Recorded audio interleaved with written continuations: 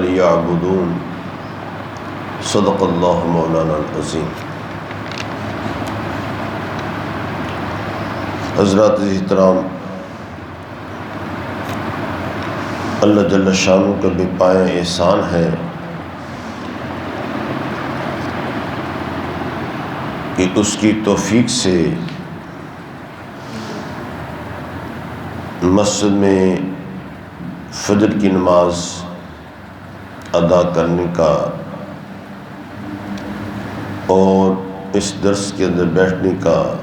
ہمیں شرف نصیب ہو گیا۔ ذالک فضل اللہ یؤتیہ من یشاء، یہ اللہ تعالیٰ کا فضل ہوتا ہے، وہ جس کو چاہتا ہے وہ اس کو عطا فرما دیتا ہے۔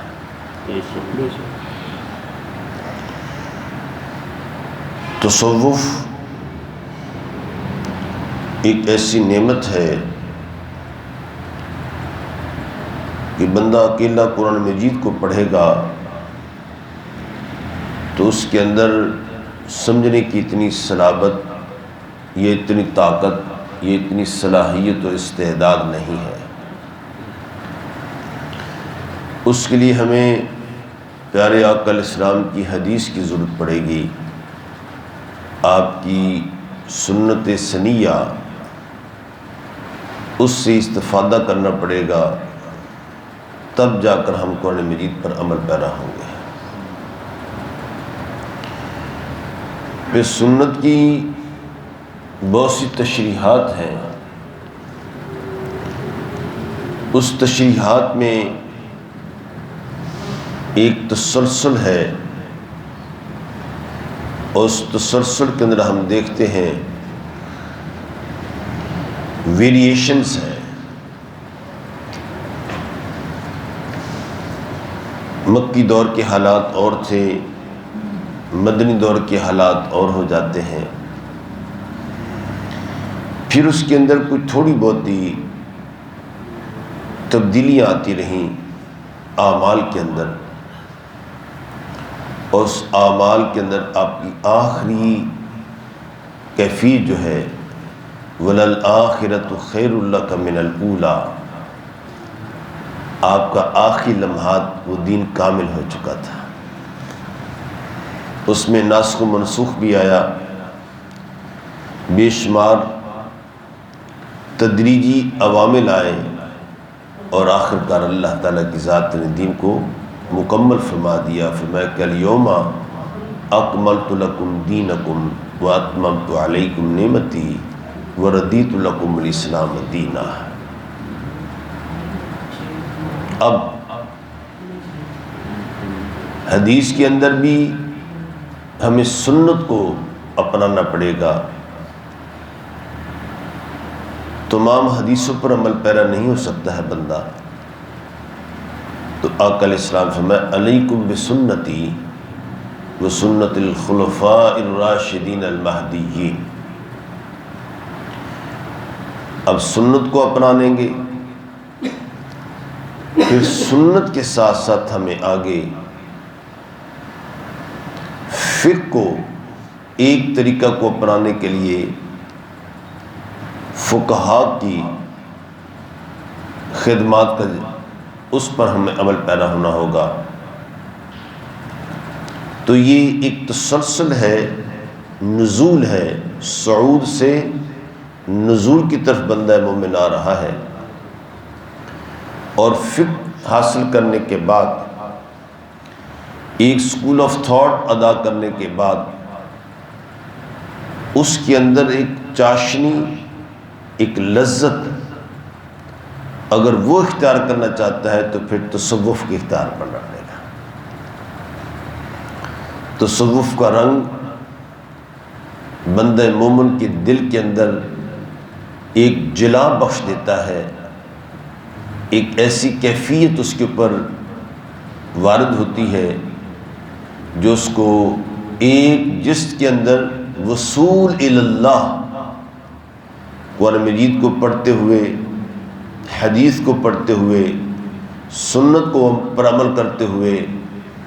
پھر ہمارے عظیم مقننین فقہاء ان کی جو جستجو ہے، ان کا مجاہدہ جو ہے دین اسلام کی اصل اور مشیت الہی تک پہنچنے کا، اس کو حاصل کرنے کے بعد یہ سارے کے سارے پہلو جو ہیں یہ ظاہری شریعت کہلاتے ہیں۔ اب ان کے اندر باطنیت کا رنگ اور ان کے دلوں کے اندر ایک لطف و سرور کا جو رنگ ہے، وہ تنہائی میں بیٹھ کر ذکر الہی اور تصوف کا جو صفائے باطن کی جو کیفیت ہے، وہ کسی اللہ والے کی مجلس میں بیٹھ کر اس کو نصیب ہو جاتا ہے۔ اس لیے فرمایا کہ در زمانہ صحبت با اولیاء بہتر از 100 سال طاعت بے ریا، کہ انسان پوری 100 سال ہی کیوں نہ وہ اللہ تعالیٰ کی بارگاہ میں اطاعت کرتا رہے، نماز روزے حج زکوٰۃ کو ادا کرتا رہے، لیکن کسی اللہ والے کے پاس بیٹھے اور آپ کے دل کے اندر جو شکوک و شبہات ہیں ان کے ازالہ کے لیے نگاہ ولی جب پڑے گی تو سارے کے سارے معاملات ختم ہو جائیں گے، شرح صدر ہو جائے گا، اور تم ایک لمحے کے اندر ہی یہاں سے جس لگاؤ گے اور بارگاہ رسالت مآب صلی اللہ علیہ وسلم میں پہنچ جاؤ گے۔ یہی وہ فکر ہے کہ آج کے دور کے اندر فرمایا کہ تعلم العلم وعلمہ الناس، علم پڑھو اور لوگوں کو بھی بتاؤ۔ سیدنا شیخ عبد القادر جیلانی برد اللہ مضجعہ ہمیشہ صوفی کرام کو جو لوگوں کی تربیت کرنے کے در پہ ہیں، باطنی اعتبار سے ان کو نصیحت کرتے تھے اور ان کے لیے کچھ اصول و ضوابط مقرر کیے۔ ہر آدمی اس طرف نہیں جا سکتا ہے، جس طرح ایک مسلح امامت پہ آنے کے لیے باقاعدہ طور پر علم شریعت حاصل کرنا پڑتا ہے، اس کے ظاہر کو تمام جاننے کے بعد پھر مسلح امامت پہ آتا ہے، ایسے یہ لوگوں کی ظاہری عبادت اس کو درست کرنے والا ہوتا ہے۔ ابھی باطن کی نماز ہے، اس کو کیسے درست کرنا ہے، اس کے بارے میں آپ نے فرمایا کہ راہ سلوک کے لیے جو اس میں آنے والا شخص ہے، سب سے پہلے اس کے لیے یہ ہے کہ وہ علوم شرعی دینی علم حاصل کرے۔ کیا حاصل کرے؟ دینی ہے علم حاصل کرے، اور بقدر ضرورت دنیاوی علم بھی حاصل کرے۔ یہ نہیں کہ ان کو دنیا کا بالکل پتہ ہی نہ ہو، وہ حاصل کرے۔ اور پھر جو صوفیہ کرام، جو اہل اللہ، جو مقامات کرامت پر فائز ہوئے ہیں، ان کے بارے میں بھی علم رکھتا ہو۔ اگر وہ علم نہیں رکھتا ہے تو اس کے بغیر کوئی چارہ نہیں ہے۔ اور آپ نے موجود اس دور کے اندر بھی اپنے آپ کو جو جاہل صوفیات تھے، ان کو جیسے آج کے دور کے اندر کسی ڈاکٹر کے پاس بیٹھنے والا شخص اس ڈاکٹر کے جو نسخے ہیں وہ حاصل کرنے کے بعد اپنا جا کر کلینک کھول لیتا ہے، وہ کہتے ہیں میں بھی بہت بڑا ڈاکٹر ہوں، اس نے نسخہ چرایا ہوا ہے۔ ڈاکٹر جو ہے وہ اپنی تشخیص کے بعد وہ نسخہ دیتا ہے کہ کس لیول کے اوپر یہ نسخہ کام دے سکتا ہے۔ ہر بندے کو وہ نسخہ کام نہیں آ سکتا ہے، لیکن اس کے پاس 2-3 نسخے آ جائیں، وہ اس کو جا کر اپنے ایک ڈسپینسر کی حیثیت سے وہ کام کرنا شروع کر دیتا ہے، تو لوگ کہتے ہیں کہ بڑا کام کرتا ہے، بڑا فیض ہے، بڑی شفا ملتی ہے اس کے پاس۔ حالانکہ اس نے وہ سرقہ کیا ہے، اس میں تجربہ تو مل گیا اس کو، ایک ڈاکٹر کے پاس بیٹھنے کی وجہ سے یا مختلف ڈاکٹروں کے پاس بیٹھنے کی وجہ سے، لیکن وہ خود ڈاکٹر نہیں ہے، وہ کبھی بھی نقصان دے سکتا ہے اس کا نسخہ۔ خود بھی، جیسے کہ سیدنا علی کرم اللہ وجہہ ایک مرتبہ تشریف لے جا رہے تھے، ایک مسجد کے اندر جمعہ کا وقت ہوا تو آپ نے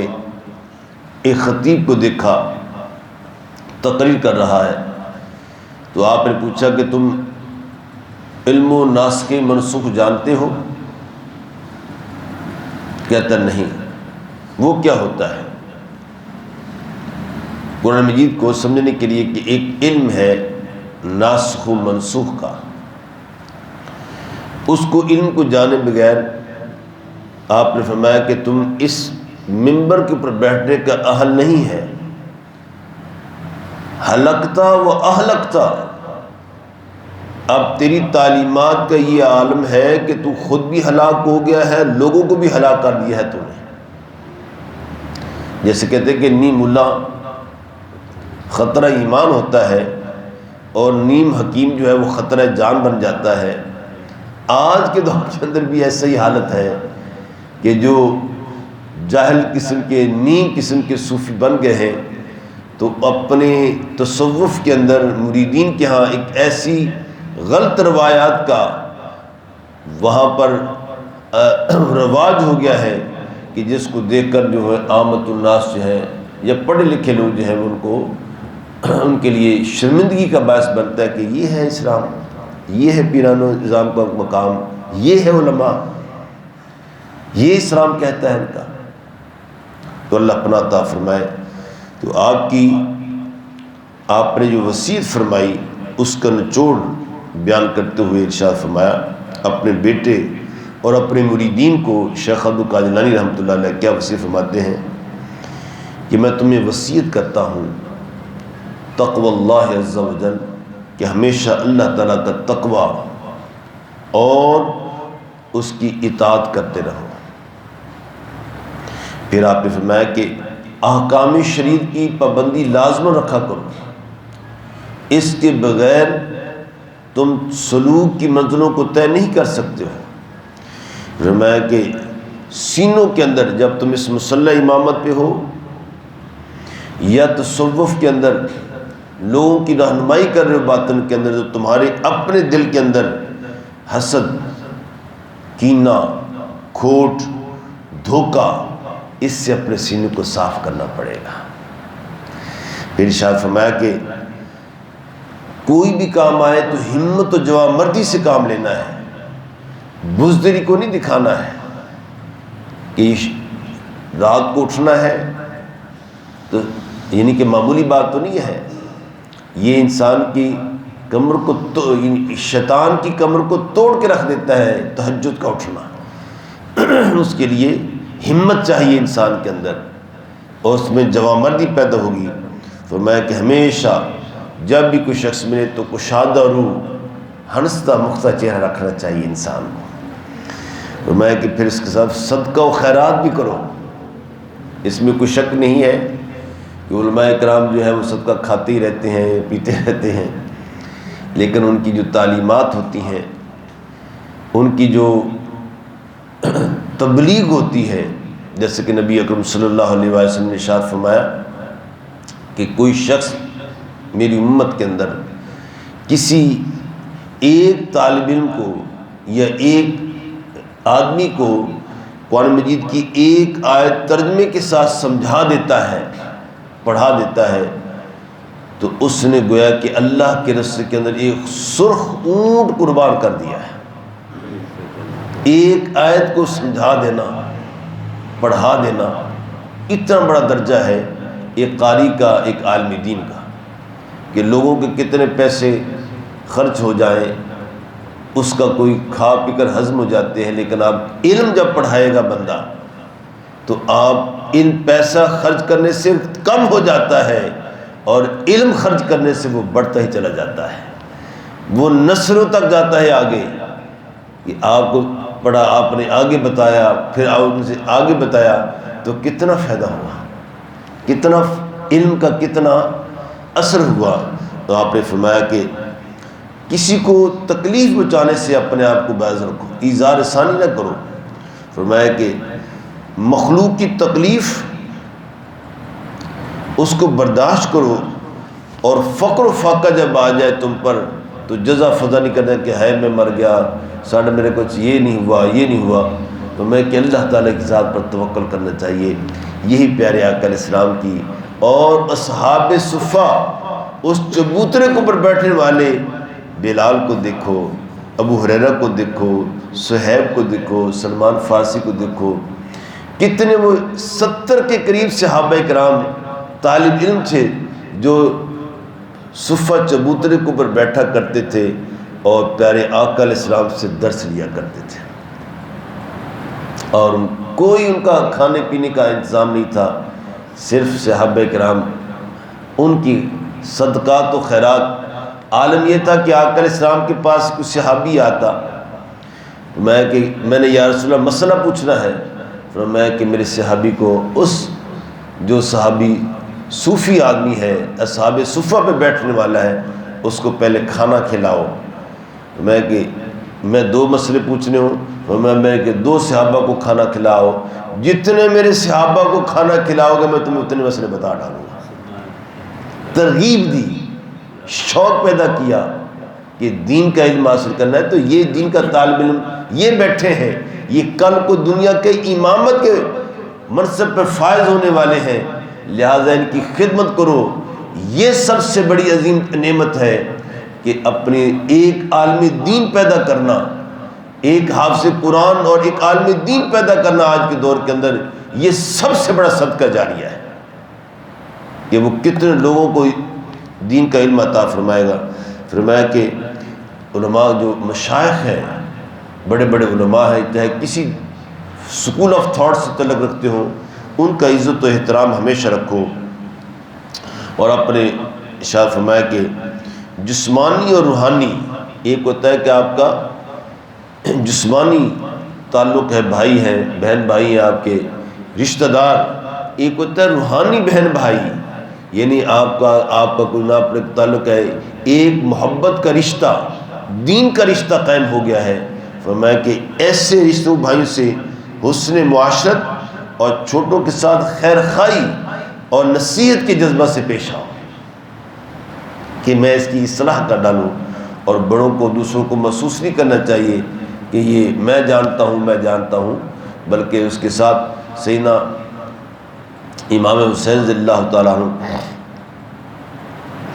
انہوں نے دیکھا کہ ایک آدمی بزرگ آدمی ہے، وہ وضو کر رہا ہے، وضو کرتے ہوئے تو آپ نے دیکھا کہ یہ وضو کے اندر کوئی ترتیب یا ایسی غلطی کا ارتکاب کر گیا ہے۔ اب میں اس کو سمجھاؤں گا تو یہ مجھے شاید کہے گا کہ تو چھوٹا کل کا بچہ ہے، تو مجھے سمجھا رہا ہے، میں تو نبی علیہ السلام سے سیکھتا رہا ہوں۔ آپ نے فرمایا کہ یا شیخ میں وضو کرتا ہوں، مجھے بھی سمجھا دینا کہ میرا وضو اس کے اندر کوئی نقص ہو تو مجھے بھی تربیت کر دینا۔ آپ نے وضو فرمایا، فرمانے کے بعد بڑے غور سے دیکھتا رہا، صحابی رسول تھا، دیکھنے کے بعد اس نتیجے پر پہنچا کہ مجھ سے کیا غلطی ہو گئی ہے، اپنا احساس کیا اس نے۔ میں کہ نواسہ رسول ہے، جس کے گھر سے دین نکلا ہے، جس سے گھر سے تمہاری شریعت نکلی ہے، طریقت نکلی ہے، قرآن اور حدیث نکلا ہے جس کے گھر سے، یہ تو دین و قرآن و حدیث کے اور دین شریعت کے وارث ہیں، یہ غلطی نہیں کر سکتے ہیں۔ میرے اپنے وضو کے اندر کوئی غلطی ہو گئی ہے، میں کہ ٹھیک ہے، آپ نے بڑا اچھا وضو کیا ہے، میں بھی ایسے ہی آئندہ آپ کی طرح وضو کیا کروں گا۔ یہ ہے سمجھانے کا انداز کہ کسی کو محسوس نہ ہو جائے، اور یہ ادعو الی سبیل ربک بالحکمت والموعظۃ الحسنہ، بڑی حکمت کے ساتھ اور واضح و نصیحت کے ساتھ، کسی کو تکلیف دے کر ٹونٹ دے کر نہ کوئی دین کی طرف لاؤ، بلکہ پیار و محبت کے ساتھ دین کی طرف لے کر آ جاؤ۔ یہ ہے دین کا اصول۔ اور فرمایا کہ اپنے دوستوں سے کبھی جھگڑا نہ کیا کرو، کوئی ایسا مسئلہ آ جائے تو ایثار، وَيُؤْثِرُونَ عَلَىٰ أَنفُسِهِمْ وَلَوْ كَانَ بِهِمُ الْخَصَاصَةُ، خود بھی ضرورت ہوتی ہے ان کو، لیکن اپنے بھائی کی ضرورت کو دیکھ کر وہ اپنی ضرورتوں کو قربان کر دیتے ہیں اور اپنے بھائی کی لاج رکھ لیتے ہیں۔ اور فرمایا کہ جو خاص طور پر ذخیرہ اندوزی کبھی نہ کرو کہ آج میں پیسے جمع کر لیتا ہوں، ریٹ بڑھ جائیں گے ماہ رمضان کے اندر، کھجوریں زیادہ، یہ میں نے دودھ ہے، چینی ہے، یا کوئی ایسے سموسے پکوڑے بنانے کے لیے آپ کہتے ہیں کہ یہ اس کے ریٹ بڑھا دیے، یا کوئی اور کھجوروں کو خاص طور پر کہ اس کو جمع کر لو تاکہ ریٹ بڑھ جائے، لوگوں نے لینے تو ہے ہی ہیں، دہی کا ریٹ بڑھا دیا، اس کے بغیر تو گزارا نہیں ہے۔ کتنے بے شمار پھل جو ہوتے ہیں وہ پہلے اسٹور کر لیے جاتے ہیں، اور جب ماہ رمضان آتا ہے تو اس کے اندر اس کے ریٹ بڑھا دی جاتے ہیں۔ تو یہ ذخیرہ یہ اللہ والے کے لیے جائز نہیں ہے، ایک مومن کے لیے جائز نہیں ہے کہ اس نے مومنوں کو تکلیف دے کر اپنے مفاد کی خاطر کام کیا ہے، تو اللہ والے ایسا کام نہیں کرتے کبھی۔ اور آگے ارشاد فرمایا سالکین جو اس راہ محبت کے اندر چلنے والے ہیں، صوفیہ کرام، ان کی مجلس میں بیٹھ جایا کرو، مجلس میں بیٹھ جایا کرو، اور جائز دینی اور دنیاوی اپنے مسلمان بھائیوں کی معاملت اختیار کیا کرو۔ آج کے دور کے اندر یہ ایک جو یہ کام کر لے گا وہ اللہ تعالیٰ کا ولی بن جائے گا۔ اللہ تعالیٰ کی ذات ہمیں استقامت کے ساتھ، شیخ عبد القادر جیلانی رحمۃ اللہ علیہ ان کی جو نصیحتیں ہیں اپنے سالکین کے لیے، اپنے بیٹوں کے لیے، کہ تم یہ اس پہ چل رہے ہو، یہ نگاہ، یہ راہ الفت میں قدم رکھنا، شہادت گاہ الفت میں قدم رکھنا لوگ آسان سمجھتے ہیں، مسلمان ہونا پھونک پھونک پر قدم رکھا جاتا ہے۔ آپ کے رول ماڈل ہیں، اس لیے